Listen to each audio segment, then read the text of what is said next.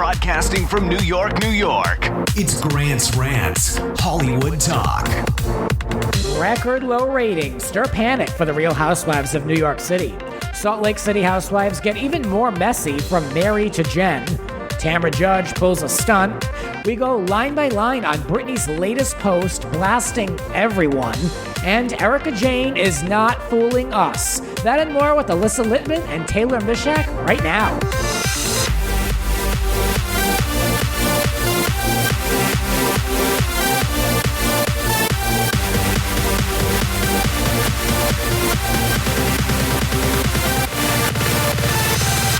Let the ranting begin. I am joined virtually, of course, by Alyssa Litman and Misiak from Table Flipping with Alyssa and Taylor, the podcast. Of course, welcome to Grant's Rants.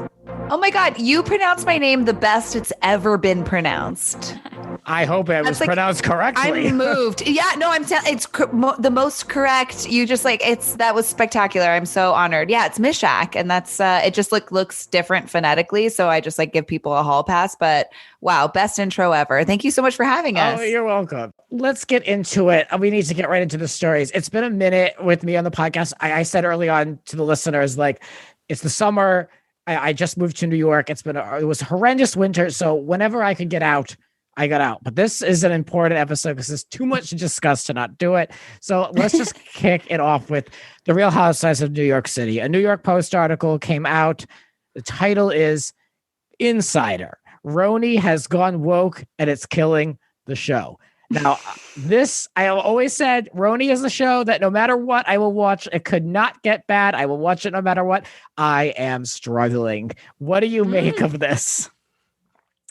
So we've been trying to figure out how to talk about this in the context of how we're used to talking about the show, right? And we've talked about this a little bit on our podcast where I guess you don't want to make light or make fun of these serious issues in the way that you would a normal RHONY plot, in the way that you would, like an engagement to Tom, that kind of thing. Absolutely. But I feel like sort of through reading what everyone's saying online, that another big reason why we love the Housewives is because they're real and they're honest. And we get to see these incredibly fucked up moments in their lives and see people at their lowest. And so I personally am challenging myself to ask the question, why is this being treated as separate from everyone else's real life issues? This is a real life thing that people of color deal with. And so if Ebony wants to bring her perspective in the table in that way and sort of talk about how she does or does not fit in with everybody, I think it's unfair to say you're ruining the show. But I do know that people are not 100% on board with that perspective. And I think it's a good debate to have for sure. Mm-hmm. And I think too, and I agree with everything Alyssa's saying, and to piggyback on it, I think that we're kind of having this forgetting it's a COVID season where there's also just some other set pieces that are missing and trips that are missing, or there's just I think that there is not as much going on as there would normally be. So then we're going even harder on criticizing the show when we don't have to. Does that make sense? So yeah. I agree with you. Sometimes there's episodes where I'm what are we doing here? What's going on? It's not the RHONY that I know and I love, but it's current. It's talking about what they're experiencing. You know what I mean? Yeah. I mean, I've said this maybe on this podcast, maybe with somebody else, but the way I view this season is it's a nice to have. It's different. Obviously, it's because of COVID, because of all these things we just mentioned. Mm-hmm. And it's just not the same show to me. So it's for your diehard RHONY fans, okay, here's a season, but I don't know how much it really counts in the level of iconic seasons that we've had. I mean, it's fine. It's passable in my point of view, but it's a different tone. It's a different show. I've always viewed the show as a comedy reality show, but this is the funny one, and it's getting a little too serious for some people. But the New York Post, I'm not surprised by this article because they've leaned right a lot recently. Mm-hmm. Yeah. So I'm not surprised. They did say that they believe bringing in Ebony backfired on the show, and the producers, crediting all of the race talk to the decline, record low ratings. I don't know. I just don't think this is the best fit for Ebony, but I don't mind her being there. But considering all the press. I don't know if she would get a second season out of this. I just don't know if this is the right show for her, but I appreciate what she has to bring to the table. And I think we can have these conversations, but it's up to the producers to find levity and to be able to balance it out. And that's what I really haven't seen much of that I would like to see more of. I also feel, to be honest with you, that like last season was lackluster as well. And I think what's really missing from the show, I don't necessarily think it's the race conversation bringing the show down. I think that they're depending on that to be the main conflict so much. Yes, and we're not having the normal, serialized relationship that we're tracking to see, what's happening with Sonia and her lawsuit, what's happening with, it's all sort of like a standalone, I'm going to continue having these different conversations. And there's no like reveals or turns or anything like that we're not, Luann's not getting arrested and buying a house that's round. Like I think it feels different because there's no season-long story that's unfolding. It's just like, here's all our different perspectives every episode. Yeah. Agreed. Yeah. I also think like both Ebony and Leah kind of feel like they're still separate from the like OG cast that we know so well. And there isn't as much, I don't know. They just feel like it feels like two different groups of friends that I'm watching hang out because of the show. Does that it doesn't feel Great as point. Organic. And I feel like they're just like a little bit, and it's for both. And I love all of them individually. I think they're all great TV, but there is a little bit of a lack of chemistry there for me for the newcomers that they're bringing in to spice up the show and just like the original Broadway cast. Great point. I wanted to mention Leah too, because there's a lot of finger pointing at Ebony because she's the new girl. Obviously, she's bringing real life topics to the show, where the show has always been, barely scratching the surface of depth. So it's like I give like definitely credit to Leah in the sense of there being a disconnect and not being the best. Like basically this season, she was really loved last season. This season, the internet turned on her before the season even began. She is not beloved. People really have turned on her. I'm still either way on her. I don't dislike any of them, but I think it's worth mentioning that she is still a new, I guess you could say, ingredient to the show, and that she also has contributed to the new direction, whether it's positive or negative. But ratings are low. The reunion was pushed to quote unquote scheduling conflicts. And they say that all hell is breaking loose behind the scenes. Oh my God. Interesting. How happy do you think Dorinda is right now? Yeah. I mean, these shows, they definitely get stale and they need to be reevaluated. And there were just a lot of marks against this show this season. I guess we're just kind of lucky to have it, take it or leave it, considering just like the state that like the world is in, and they obviously couldn't shoot anywhere in New York City. So what are you going to do? But go to Salem, Massachusetts. That's what you're going to do. Yeah. I don't know. I'm just kind of like with this show, don't really know if where we're going with it. I don't really believe that Ebony is the right fit for what it was. Maybe she'll be the right fit for what it will become. But I mean, and same goes for Leah. I'll lump her into that as well. I don't know how long Leah is for this franchise. At this point, I could kind of take her or leave her. Yeah, it's not very dynamic. It's like sort of repetitive. Yeah. Agreed. Yeah. Fair enough. Yeah. Now there's a question.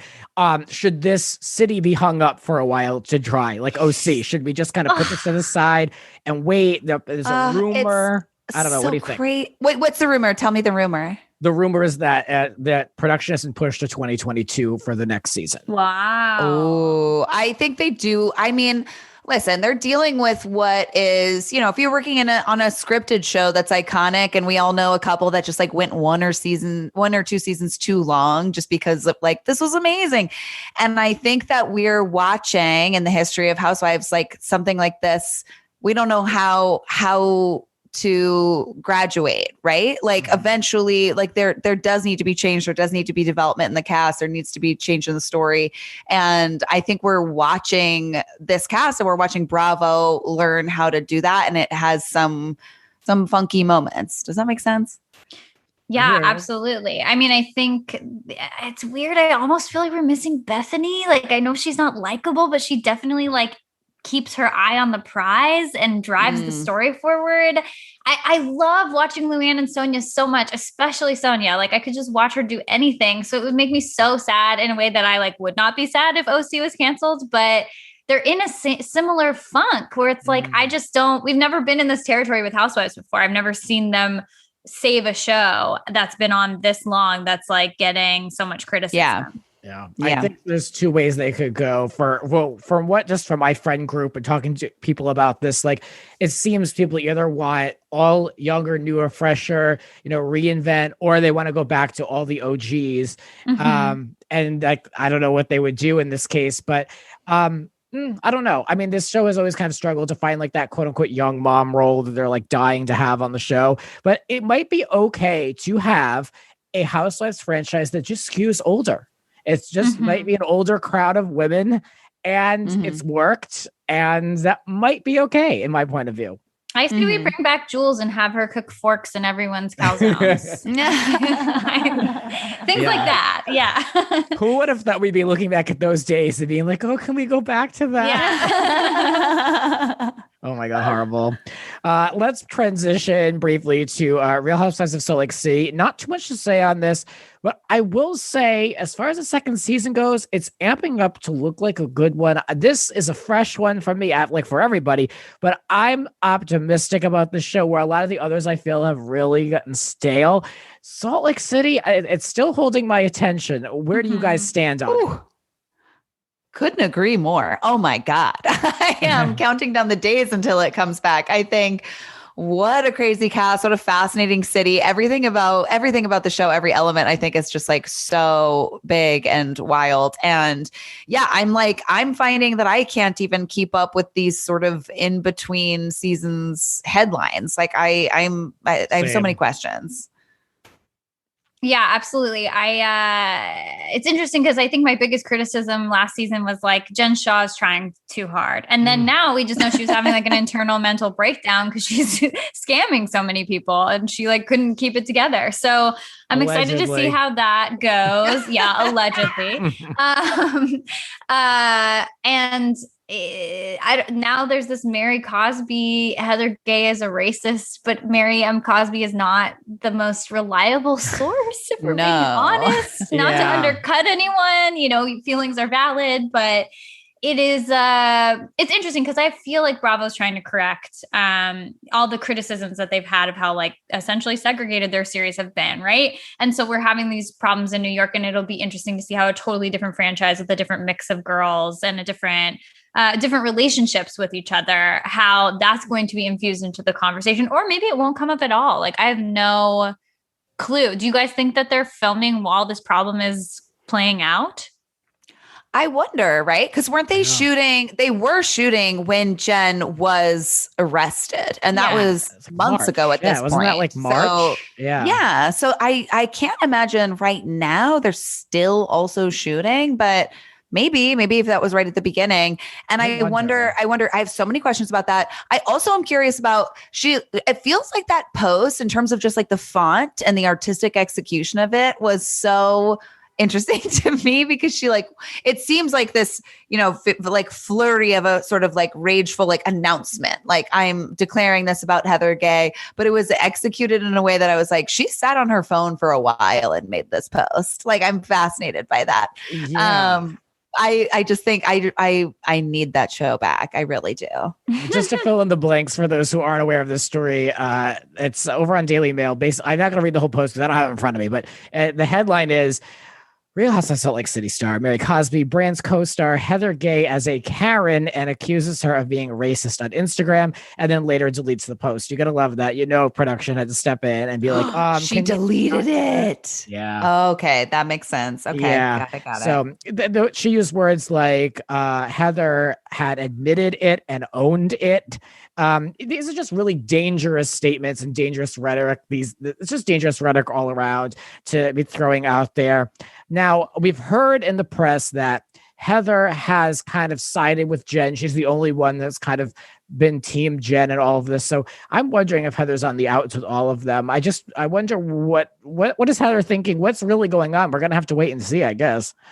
Wow. It's hot, it's look, I am remembering that obviously the Mormon church has a tough relationship with Black people. And I am remembering some of the statements Heather said about dating Black men in the beginning of the season, and it wasn't it was a naivete surrounding the way she was talking about this. So it is definitely possible that there were some missteps there, but also Mary Cosby might be running a cult. So we don't know. We have no idea.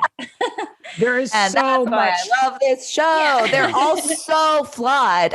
It's just so fun to see like a first season where all of these women are, and on our podcast, we love talking about like what's so messy and complicated about a lot of the women that we get to see on reality TV. But these women, especially in Salt Lake City, are living like such a different, like fascinating lifestyle. But in general, all of them are so, so deeply flawed and just like introed themselves as such that I was like, let's go. We're just getting right. Yeah. There's so much to unpack because they're all new. So it's like, everyone has like these backstories and like what's happening on their Twitter and what happened, what's coming out of from like 10 years ago. They all are like in their own way, like ticking time bombs where like, we're used to getting kind of one at a time if we're lucky from a new they were competing for who's going to be the hot mess. Even the reunion, when you watch that season 1 reunion, didn't feel like a season 5 reunion. Like they all had so much loaded shit against each other, so much like weird alliances for a certain topic, and then they turn on each other on another topic. And I was like, yeah, dude, let's do this. It does feel like Heather did not realize that she would be a sleeper hit, and partially because she got so much praise from like Rihanna and notable people who love Bravo, and also partially because she's probably feeling herself in between seasons. I think the women could be jealous of her, and also she might be like, what's the phrase? Out over her skis. I need to use like a skiing metaphor. That like jumping the gun. Little like aggressive, maybe. Yeah, she's maybe taken to the reception that she's got a little too much, and that could be turning the other cast members off. Well, yeah, no doubt it's a competition. I am surprised by Meredith Marks and her cachet rising quite high and online and social media. People have already put her in this like queen iconic category. I mean, like, these memes, they're so desperate to like find these like standout gems. I mean, who knows? Is Meredith Marks really that notable from barely a first season? I mean, am I undervaluing her? I love this point. No, I love that. I also love these memes are so desperate. I love that. It makes sense. Yeah. No, I think it's really funny. Yeah. I don't hold back. Yep. No, I think that's really funny and really true because there are, and I talk to Alyssa about it a lot where I'll be like, oh, this is what people are saying on Instagram. Is that really what's happening? Or is it just what people are saying on Instagram? And there is a little bit of that. Certainly, I think Meredith got a little bit more credit than perhaps she deserved, but I could see how she was sort of a standout character from this season. But like I said, they were all standouts to me personally. Wild to me that Meredith and Lisa Barlow got cast on the same season. They are so similar to each other. When you really think about it. For those who don't know, and I mean, very few at this point haven't heard. She's accused of playing a large role in a telemarketing scheme, blah, blah, blah. But she now claims that she could not read her Miranda rights because of blurry vision brought on by dry contacts. Oh, my God. Don't we all know what the Miranda rights are? Isn't that what's said in like TV shows, like growing up, movies? Like we all know, like you can, whatever you say can and will be used against you. Like it's basic stuff, right?